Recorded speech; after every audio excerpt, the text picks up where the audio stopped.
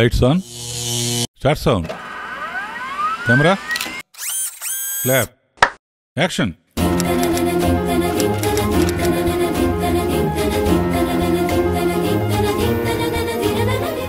Om Namo Venkatesaya. Welcome to KRR class room. ఒక సక్సెస్లో ఉన్న director ఇంకో భాషలో హిట్ అయిన సినిమా రీమేక్ చేయాల్సి వచ్చినప్పుడు తీసుకోవాల్సిన జాగ్రత్తలు ఏమిటి, అది ఇవాళ టాపిక్. 16 ఏళ్ల వయసు అనే సినిమా ఒరిజినల్ తమిళ్. భారతరాజా అనే గొప్ప దర్శకుడు తమిళ్లో కమల్ హాసన్, రజనీకాంత్, శ్రీదేవితో తీసి సిల్వర్ జూబ్లీ ఆడించాడు. ఆ సినిమా రీమేక్ చేసే అవకాశం నాకు వచ్చింది. సినిమా అంతా చూశాను, అద్భుతంగా నచ్చింది. కానీ ఎండింగ్లో ట్రాజడీ చేయటం నాకు పర్సనల్గా ఎందుకో నచ్చలేదు. హ్యాపీ ఎండింగ్ చేస్తే బాగుంటుంది అనుకున్నాను. ఒక భాషలో సూపర్ డూపర్ హిట్ అయిన సినిమాని మేజర్ చేంజ్, క్లైమాక్స్ మారిస్తే మొత్తం చెడిపోయే ప్రమాదం కూడా ఉంది. అయినా ఎంత ఆలోచించినా హ్యాపీ ఎండింగే కరెక్ట్ అనిపించింది. నా ప్రొడ్యూసర్స్ కొత్త వాళ్ళు కనుక నేను చెప్పింది ఒప్పుకున్నారు. ఆ పిక్చరు తెలుగులో కూడా సిల్వర్ జూబ్లీ ఆడింది. బట్ ఆ మేజర్ చేంజ్ చేయటం వెనకాల నేను చేసిన ప్రయత్నం ఏంటనేది ఒకసారి చూద్దాం. స్టార్టింగ్లో శ్రీదేవి తన ప్రియుడు జైలు నుంచి తిరిగి వస్తాడని ఎదురు చూస్తూ ఉంటుంది. దాంట్లోంచి ఫ్లాష్ బ్యాక్ లీడ్ తీసుకున్నారు. అందులో చంద్రమోహన్ క్యారెక్టర్ని హేట్ చేస్తుంది. పట్నం నుంచి వచ్చిన ఒక అబ్బాయి మోజులో పడుతుంది. ఎండింగ్లో అమ్మాయిని సేవ్ చేయడం కోసం విలన్ చంపి హీరో జైల్లోకి వెళ్తాడు.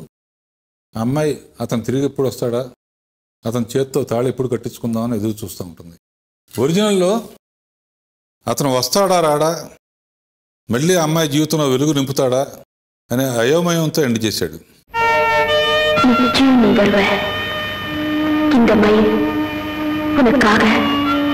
வாழ்நாள் பூராவும் காத்துக்கிட்டு இருப்பா. நிச்சயம் நீ வருவ. இந்த மயில் உனக்காக வாழ்நாள் பூராவும் காத்துக்கிட்டு இருப்பா. இந்த மயில் உனக்காக வாழ்நாள் பூராவும் காத்துக்கிட்டு இருப்பா.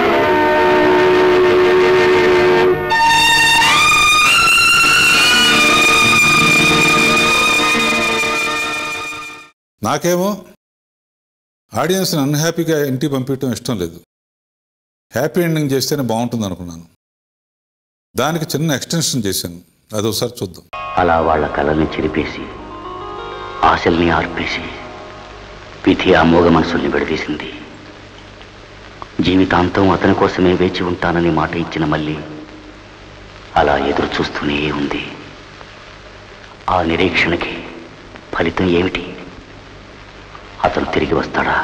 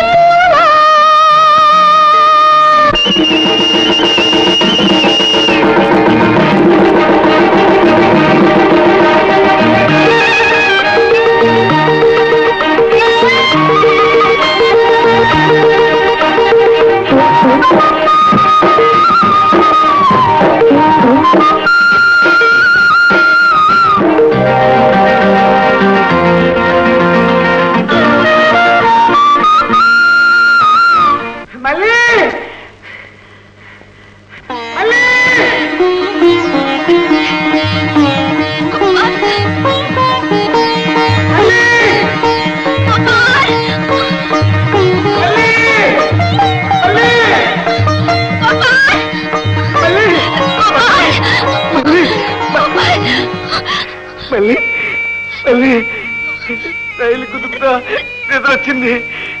పెట్టు అట్టాగే నిద్ర అయ్యాను.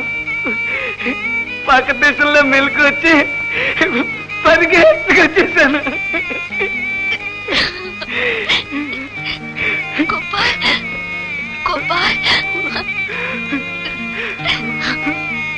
మళ్ళీ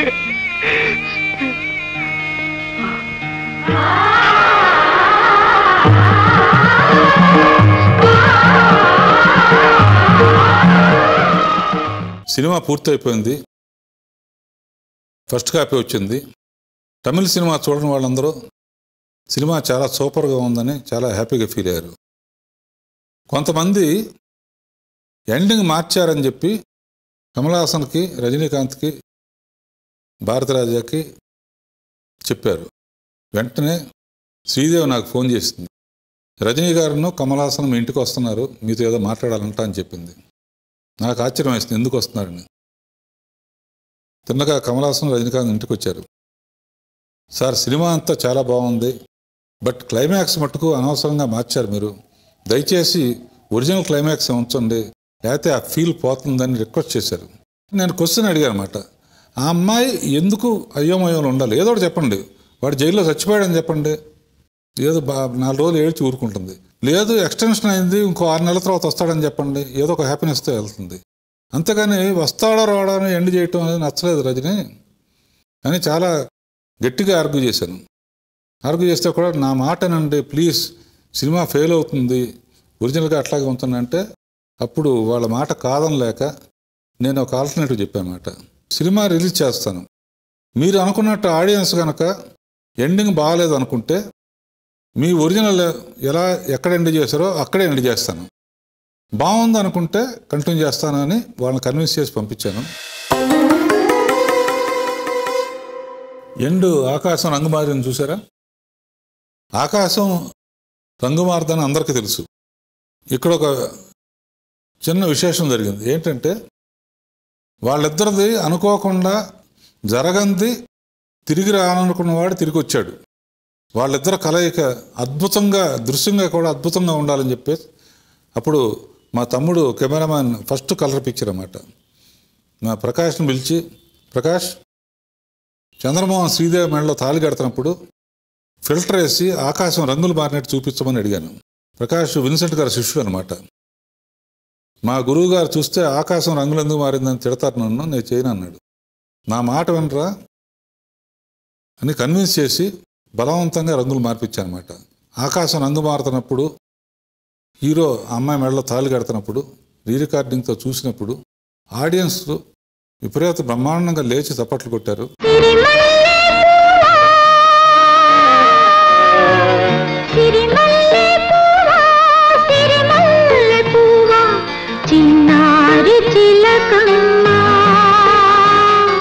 ఒక్కోసారి డ్రామా ఎన్హాన్స్ చేయటం కోసం ఆడియన్స్ లాజిక్ చూడరు. ఆ ఫీల్, ఆకాశం రంగు మారిందా, చెట్టు మీద నుంచి పూలు రాలి పడినాయా లేదా, ఎందుకు పడతాయి, ఇటువంటి క్వశ్చన్స్ చేయరు. Where logic starts the drama ends. ఇది నా సూత్రం.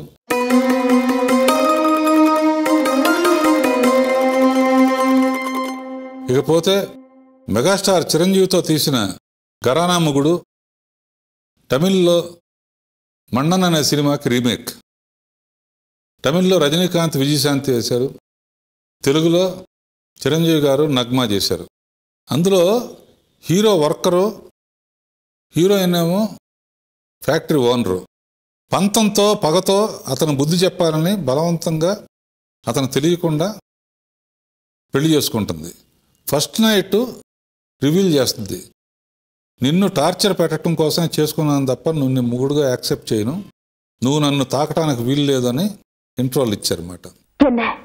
உடம்பு சூடாயிடுச்சா? கொதிக்குதா? எனக்கு இப்படிதான் இருந்தது. என்னோட யாரும் போட்டி போட்டதில்லை, என்னை யாரும் ஜெயிச்சதில்லை, அதோட எங்க அப்பா கூட என்ன அடிச்சதில்லை. என்னை தொட்டு அடிச்ச முதல் ஆம்பளை நீங்கதான். இனிமே நீங்க எங்கேயும் போக கூடாது, என் கூட தான் இருக்கணும், என் கண் பார்வையிலே இருக்கணும். கல்யாணம் பண்ணிக்கூடாதுன்னு தான் நினைச்சேன். அதே மாதிரி நீங்களும் யாரையும் கல்யாணம் பண்ணிக்கூடாதுன்னு தான் உங்களை நானே கல்யாணம் பண்ணிக்கிட்டேன். இப்ப நீங்க கல்யாணம் பண்ணிட்டதும் ஒண்ணுதான், பண்ணாததும் ஒண்ணுதான்.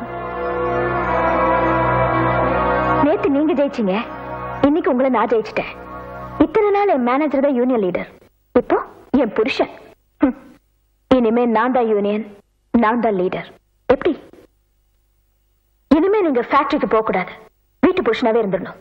ஏன்னா உங்ககிட்ட பழகினவங்க அத்தனை பேருமே இனிமே முதலாளின்னு பயப்படுவாங்க. உங்க நண்பர்களா இருந்த அத்தனை பேருமே உங்களுக்கு மரியாதை கொடுப்பாங்க. ஃபேக்டரியை பொறுத்த வரைக்கும் நீங்க முதலாளி, வீட்டை பொறுத்த வரைக்கும் என் புருஷன். ஆமா, நான் இருக்கும்போது எதுக்கு இன்னொரு முதலாளி? நீங்க வீட்டு புருஷனாவே இருந்துருங்களே. நமக்குள்ள இந்த சாந்தி முகூர்த்தம் சம்பிரதாயம் எல்லாம் எதுவுமே வேண்டாம். அதனால நீங்க தரையில படுக்க வேண்டிய அவசியம் இல்ல. என் படுக்கையிலயும் படுக்கலாம், என் கூடவும் படுக்கலாம். ஆனா என்ன தொடாம படுக்கணும். పురించదా? Good night.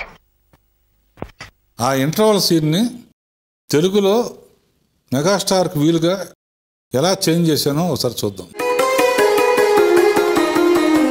నా పంతో నెగ్గించుకోవడానికి నేను నిన్ను చేసుకున్నాను. ఏదో ఒకసారి ఫేస్ టర్నింగ్ ఇచ్చుకో. ఏ సత్యభావ రూపం నాలో చూస్తావా? కాదు, చిన్న మెదడు ఏమైనా చితికిపోయిందేమో వెరిఫై చేస్తా. లుక్, నా కంపెనీలో నా ఇష్టం లేకుండా ప్రవేశించావు. నీ కంపెనీలో ఏమిటి, నీ లైఫ్ లోనే ప్రవేశించాను. ఆఫ్ కోర్స్ ఇది నా ఇష్ట ప్రకారమే జరిగింది.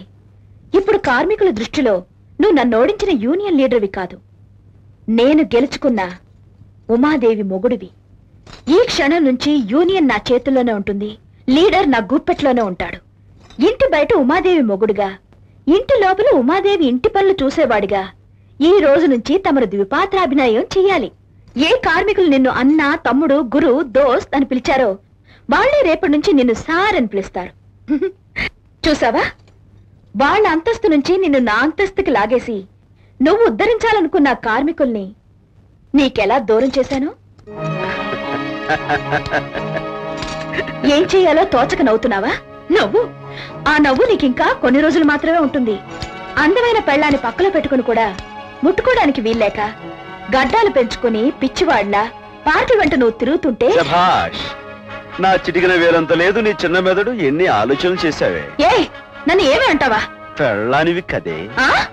నువ్వు అన్నట్టుగా ద్విపాత్రాభినయం కాదు, తల్లిని సంతోష పెట్టే కొడుగ్గా, కార్మికుల కష్టాలు కన్నీళ్లు తుడిచే యూనియన్ లీడర్గా, అహంకారపు పెళ్ళానికి అర్ధాంగి అర్థం తెలిసొచ్చేలా చేసే ఘరానా మొగుడిగా త్రిపాత్రాభినయం చేస్తాను. అగా నువ్వు చెప్పింది నేను విన్నప్పుడు నేను చెప్పేది పూర్తిగా వినాలిగా. ఇంకేమన్నావు? నీ అందం చూసి నేను గెడ్డాలు పెంచుకుంటానన్నా.